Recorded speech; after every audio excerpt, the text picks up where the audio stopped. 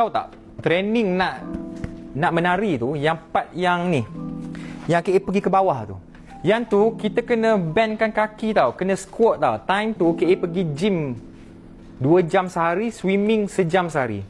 So 3 jam KA workout setiap hari. Time tu membolehkan aku buat low posture squat macam tu berjam-jam sehari nak praktis. Kau nampak je senang. Susah dik. Sebab tu KA tengok video kan, semua macam tapi tak squat, lemah. Okay, lemah. Okay, I expect more. At least letaklah effort sikit squat sampai ke bawah. Tak, dia tunduk macam tu je. Not my level. Riak. Okay, sebab dulu aku sampai krem peha, kau tahu tak? Krem seminggu peha nak bendkan lutut tu. Ingat senang ke? Sebab tu lah dulu aku cengkung dalam video tu. Sekarang tak boleh lah. Sekarang kalau orang suruh pun aku macam ni lah, tunduk macam tu je lah. Riak KA mesti kita kena riak. Sebab orang ingat dia boleh malukan aku, bila tak aku lagi bangga sebenarnya. Sebab apa?